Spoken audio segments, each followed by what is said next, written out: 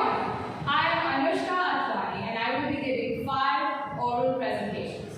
My first speech will introduce and thank a guest speaker at a mental health convention with 1,000 people in the audience aged 16 and above.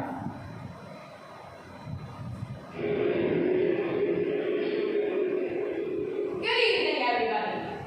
Today on the World Mental Health Day, we understand that physical health and mental health are equally important. They may be interconnected and our response to different circumstances matter. Our guest speaker today elaborates on that point with her studies about biological links between life circumstances and lifespan. She is a molecular biologist and is the first Australian woman who is a Nobel laureate and won a Nobel Prize in Physiology or Medicine in 2009. She discovered that the tips of our chromosomes have a protective cap on them, known as telomeres, and that telomeres indicate lifespan. She discovered the enzyme in telomeres and named it telomerase. Telomerase is what keeps our telomeres healthy. She is the woman who created a code for ethical implications of research and worked with Bush's Administrative Council on bioethics. In fact, if you watched a recent interview, she explains for having handed in her resignation. She was totally against the unethical practices being conducted there. An explorer in the realms of health and public policy, she was the president of the Salk Institute for Biological Studies. Her revolutionary work with her team gives the world clues to the mystery of aging. In fact, she is the woman whose research offers hope for cancer treatment. Ladies and gentlemen, it is my absolute honor to call upon stage the author of The Telomere Effect, Elizabeth Blackburn.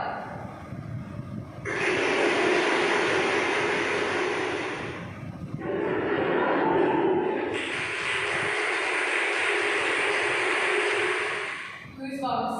I'm sure I'm not the only one with goosebumps right now. Elizabeth, thank you so much for enlightening us today.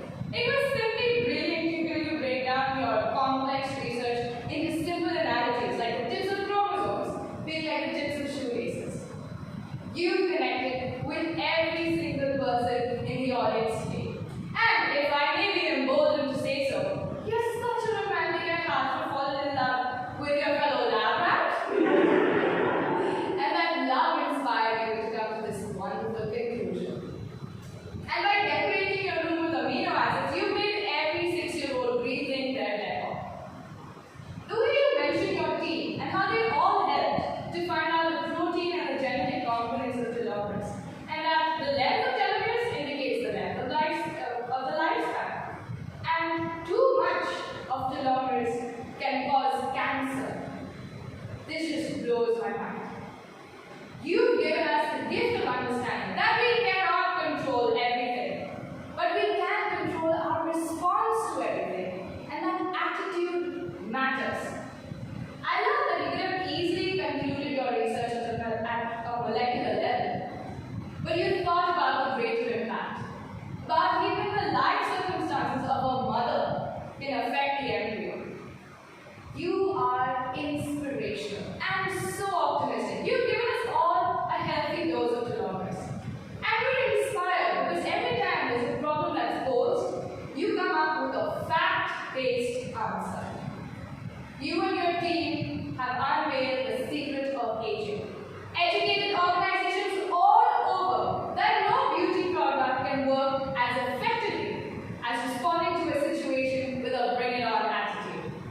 You've enlightened us today by talking so passionately about all your research. I am honored to be here on stage with you. Thank you so much for everything that you've done.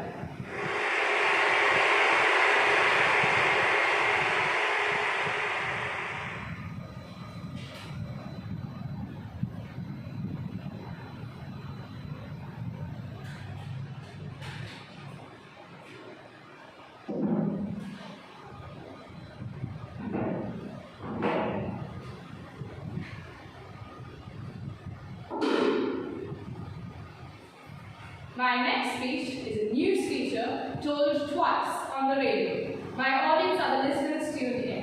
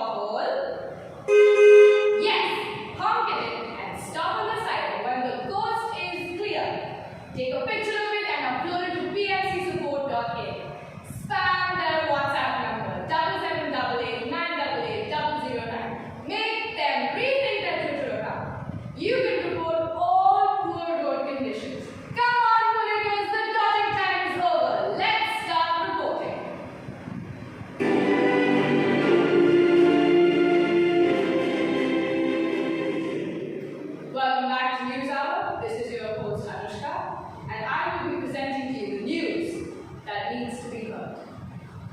4,000 people die every year in our country because of potholes. In Pune alone, there are 3,500 potholes. Not a single road is pothole-free.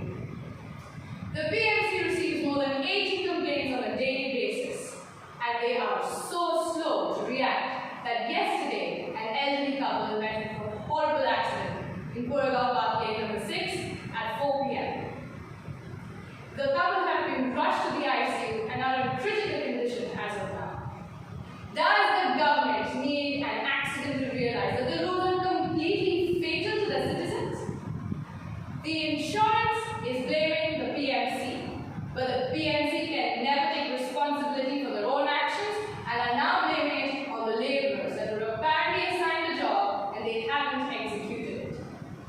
These emails have been going out for a month and no one has checked to see if the work that was appointed was executed.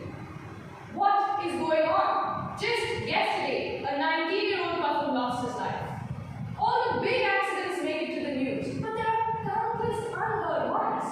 Mugda, who is going to a wedding, and Tamaira, and Manas, and Ojaswini, and my neighbor, and the person standing next to you at the signal. Countless lives are lost because ambulances can't make it on time. This is simply not acceptable.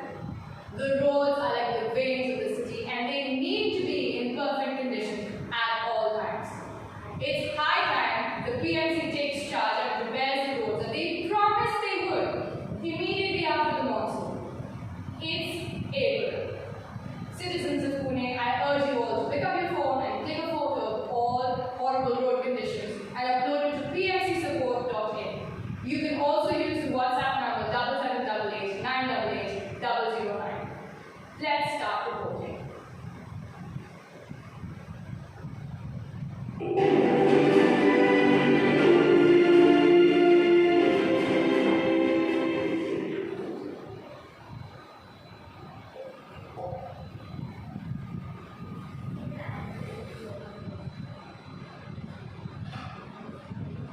My next speech is an after-dinner speech being given at the bar. My audience consists of my teammates, my coach, and my manager.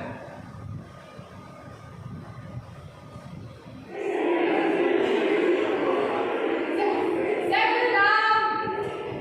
Thambi, you can stop yourself silly later. I'd like to raise my glass to the winners! Gosh. Do you remember the first time we saw a photo of this trophy? We were awestruck. And today, she's ours. And while we were holding this trophy in our hand, our entire journey flashed before my eyes. We started as such a haphazard team. Gosh, do you know the coach's face when we saw us play for the first time? I'm pretty sure we're responsible for half of your white hair. Oh, I remember messing up the layouts, other people for butterfingers. Coach, hats off. You took our lack of coordination in stride and brought out the whiteboard and drew for us what you wanted us to do. Even during lunch, you'd use the cups to strategize. And you made us an amazing team.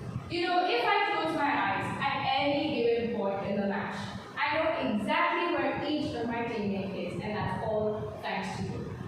And Mr. Chopra, thank you so much for everything that you've done for us. We couldn't have asked for a better manager. How you handled all our antics beyond beyond me. You managed to motivate us every time we look towards you. I mean, who needs cheerleaders when we have your megawatt smile?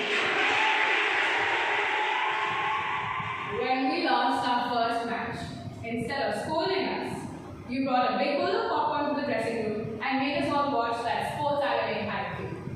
You knew that it would make us realize our mistakes without beating ourselves up for it. You and coach made us realize how we have to develop and bond as a team, and that changed us. Smruti and Sudipti would practice screen and roll for hours, Gaurami and Tanvi would shoot, and the amount of times I've injured my fingers trying to catch the ball, if I try to count them, I'll run out of fingers. I'll run out of fingers.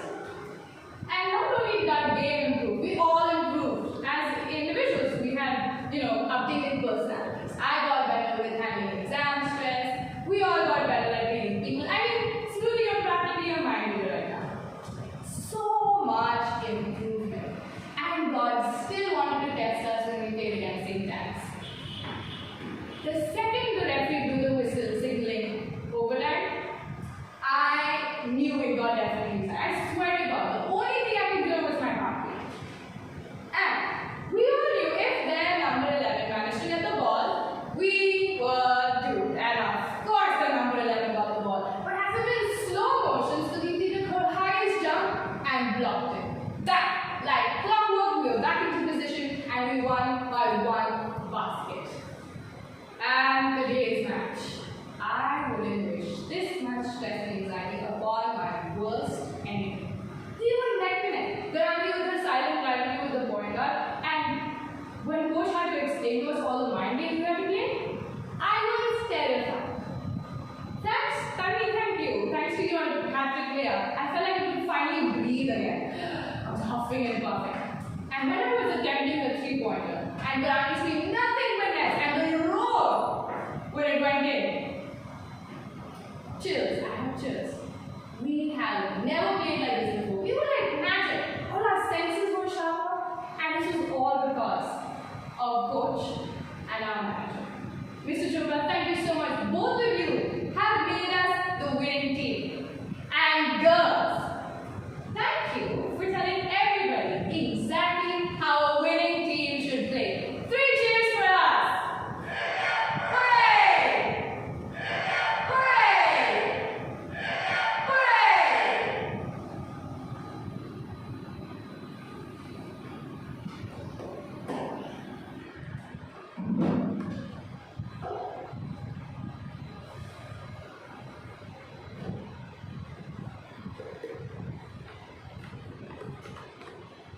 My next speech is a story being narrated at an inauguration of a school library.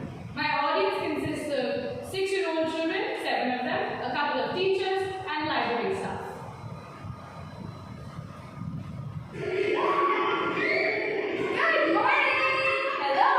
Good morning! Alright, so today I'm going to read you all a story. Do you want to know what the name of the story is? Yeah! Okay, so the story is called Rhinos Don't Eat Pancakes. Say kids, do you ever feel like your parents are not listening to a word that you say? Then you're just like Daisy. She could tell her parents that their hair was on fire and they say, shh, can't you say on the phone? Or don't tell grandma. They would never listen to her. And when she had something very important to say, guess what happened? Nobody listened.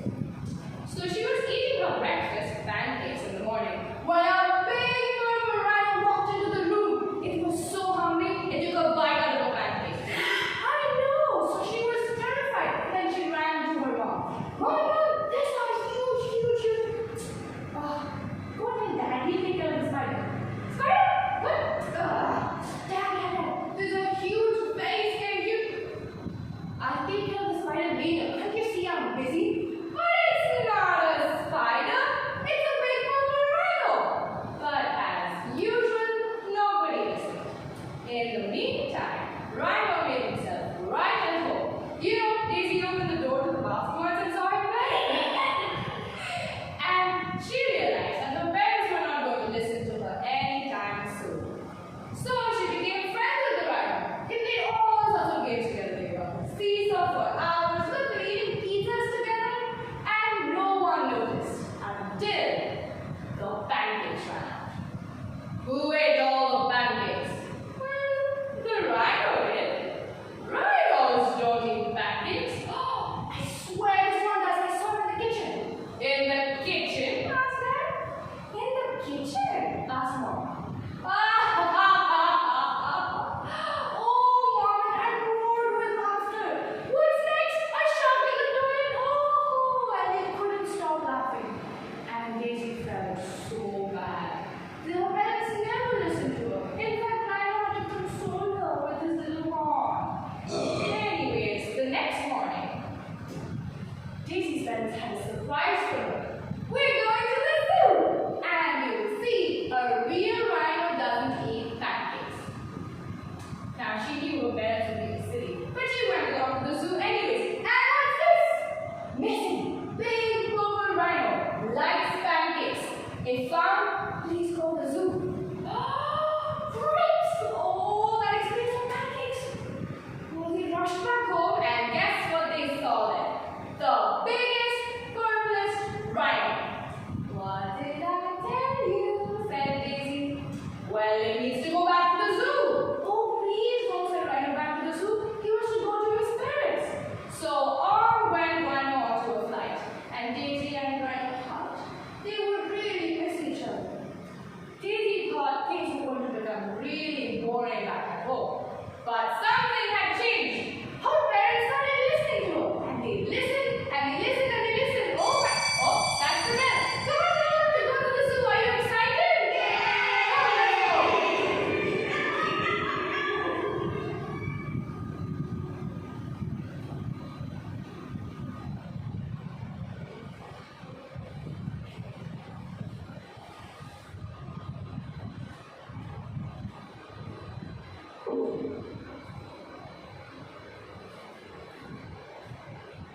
My last speech is a persuasive speech being given at a wake-up campaign. There are 1,500 people in the audience, aged 18 and above.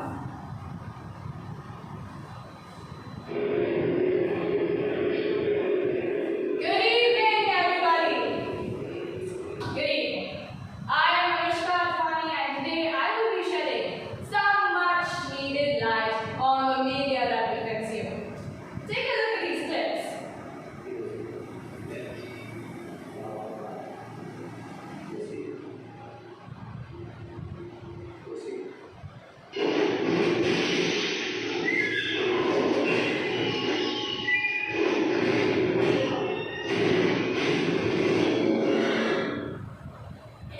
The Indian Census Board has 4 categories. U for all audiences, UA for teenagers accompanied by adults, A for adults over the age of 18, and S for specialized audiences like doctors and lawyers. Surely the clips you just saw right now were for mature audiences. Well, I'd like to inform you that the first clip with the drug use was UA, and the second clip with the horrifying violence was categorized into the U category. What is the Censor Board thinking, and who are they to make such decisions? You see, the central government decides on the people that will go into the Censor Board, and on the basis of as they see fit. Now, of course, you think that they'll call youth growth analysts, people who study different responses of population to different types of media, a certified critic. The Censor Board members are actors, directors, producers, and popular critics. All come from money, all of them control the airing, and this is another place for corruption to take place in India.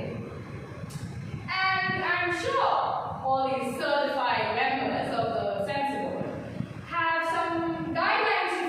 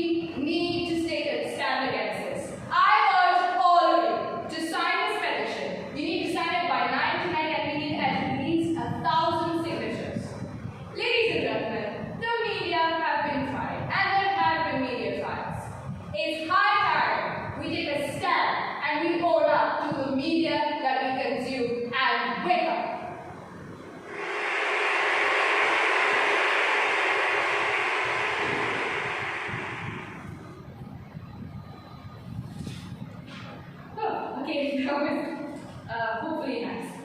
I move on to my reflection task. Performance program. Talk about how you build your performance program. Was there a starting point? Yes, when I sat with my teacher, we took a look at all the speeches we could give, and we decided to go with introducing and thanking, the news feature, after dinner speech, followed by the story and the persuasive speech. Were there any external influences, either artistically or in a social context? All of my speeches, I make sure to be very passionate when I choose a topic, so that you can see it through the camera that I really want to talk about what I am talking about. So all of these, I have external influences for all my speeches. How did you plan? Well, when my teacher and I were looking at the speeches, we decided on writing the speeches. So the first one we wrote was introducing and thanking a guest speaker, and then we knew we had to do the storytelling. Right after that, we decided on the persuasive speech, and we went on to our news feature, and lastly, my after-dinner speech. How did you create balance and variety for the audience? I prepared all of these speeches in the order I just told you, but I realized that it doesn't have that impact that I wanted. So I planned the whole speech to go from formal to informal, informal, followed by the last one, which was formal again. The thing is, I work on emotions, and I noticed that every speech gives a different emotion. My first speech is very inspiring, it's optimistic, it talks about lifespan and how you just have to be in a good mood all the time. And that will increase your lifespan. So that was my first speech. And I realized that instead of talking about my story, I can show my audience how I use satirical humor in my news feature. And I talk about potholes because they are the most annoying thing. So from my positive, uplifting, inspiring speech, I went to an annoying, sarcastic, and the duality, entertaining and serious. Then I followed it with an after-dinner speech, where I showed my passion for basketball. I love basketball, and again, the emotion that I wanted to portray is my passion for the game. How happy, how over the top I'd be if I did in fact win a tournament with my teammates. Then I moved on to the story. Here is where my expressions were at an all-time high because of my audience. They were kids. And I had to go from one end of the stage to the other end, multitude of expressions, anger, disappointment, laughter, all of it. And I had to incorporate this multitude of expressions. And I realized, okay, I love this speech, but for some reason it cannot be my ending note. That's why I decided my last speech, my formal speech, the persuasive speech. Because here, the emotion I give out and I want to elicit in my audience is anger. I wanted to accuse everybody of the media that they've been consuming and the media everybody around them has been consuming. I wanted to end at a point where people are genuinely offended by why they're not taking control of the media. I wanted to hit the nail on the head with all my references. And that's how I created a balance in what I went from happy, then I went on to sarcastic and serious at the same time. I moved on to passionate and added humor to my speech. I went on to, just a big blob of all expressions and emotions with my story.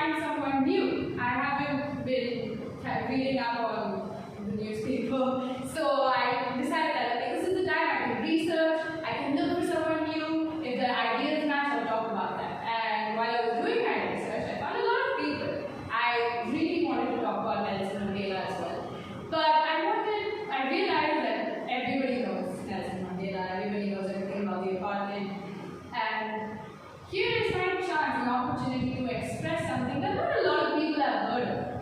And I went with Elizabeth Athwani. She is one of the most charming people I've seen on the street, and she's a scientist.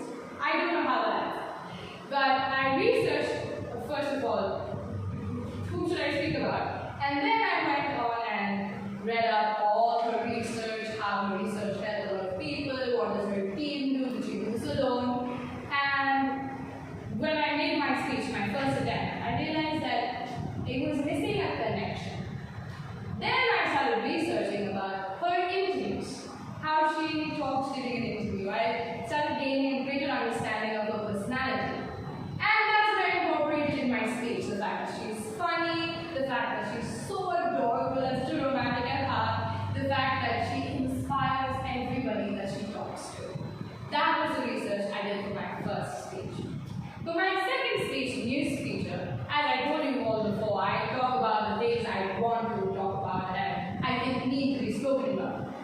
I live in Pune. It is a city of potholes. And when I researched and found out that 3,500 potholes in my city, I was not surprised. I'm not surprised at all. I mean, I fell twice because of potholes, and twice it was a really bad accident.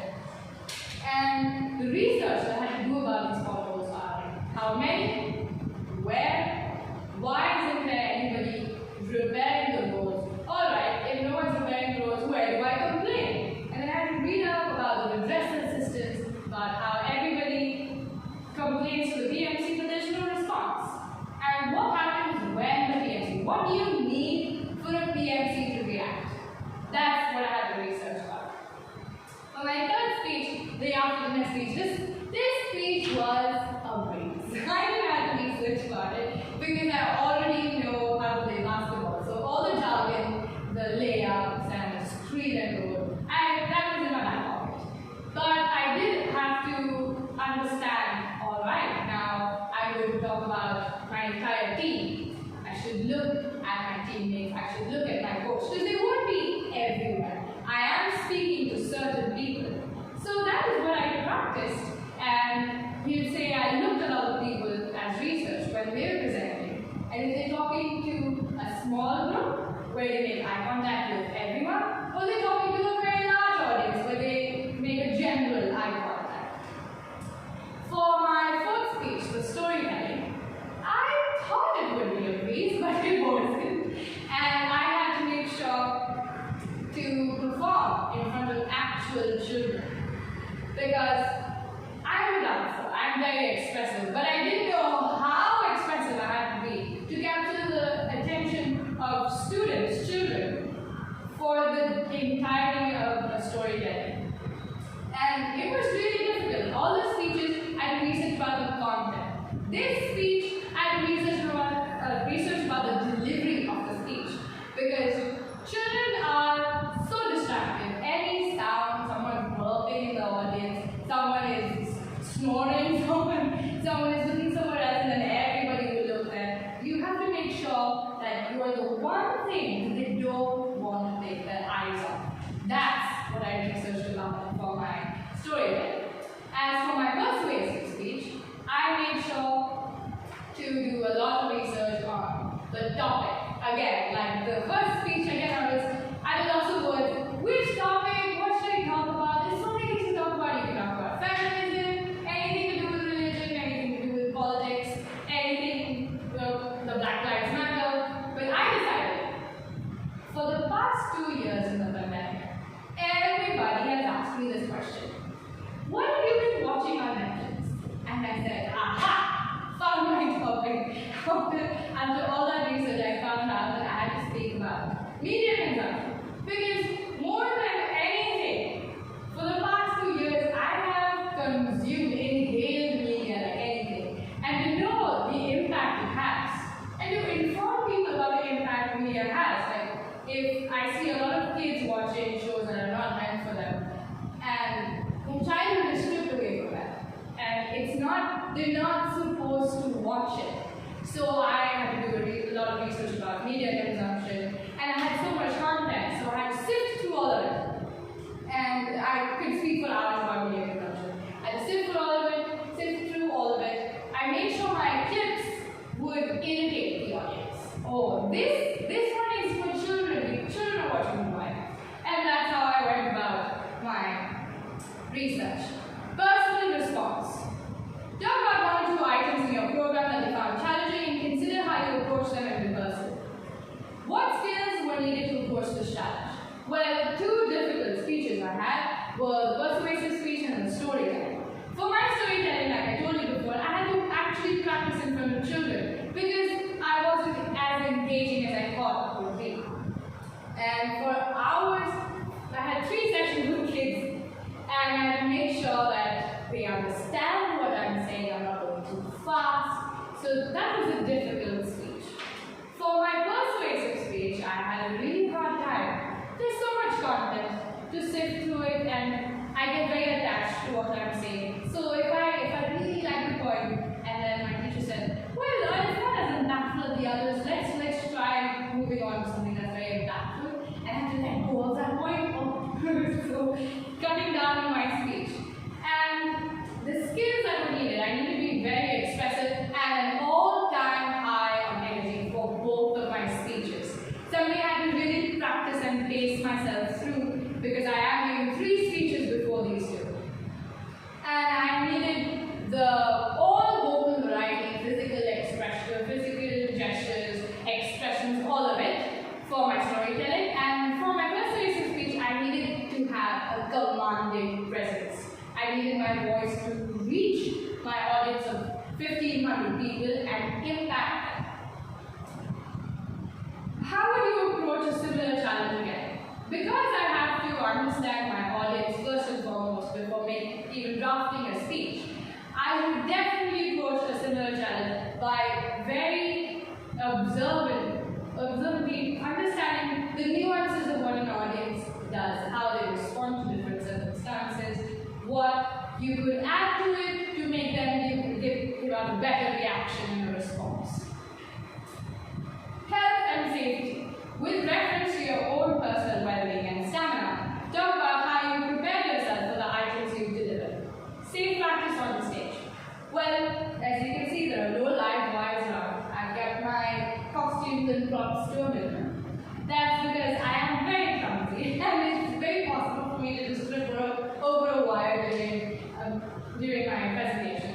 So that was out of the way. In fact, I practice here every time I practice for the exam, so I'm very familiar with this space. Working with an audience. Because of the lockdown, I haven't had an opportunity to present this exam in front of a live audience, but I am a public speaker and I do understand the nuances of a live audience, that I have to look at everyone. Sometimes I have to make direct eye contact with a couple of people. I have done that in my public speaking. Physical and vocal health. I am a dancer and a singer, so physical and vocal health are on the top of my list. My priorities are very straight when it comes to that. And there are basics: eat healthy food, drink lots of water, exercise. But during this exam, I realized that it's still falling short. And I did 2 additional vocal exercises to make sure that my vocal cords were prepared to speak for about 40 minutes. And those were the trill and the huff, so I can speak from my belly. And sustaining focus and energy. Like my kids in the audience, I am very easily distracted and I need to make sure I am very focused. So I have a system where before my speeches, before my presentation, I make a mental mind map of what I have to do, when I have to change the slide, how do I work with my costumes and props, so that once I've had a run through in my brain, I feel like, oh, I've done it before, I can do this now. And for maintaining and sustaining my energy, because talking, I can talk forever, but talking that has an impact on an audience for 40 minutes is challenging. I made sure to drink lots of water right before my performance, and I made sure that every time I was switching my costume, I took a deep breath to finally gain my focus, get some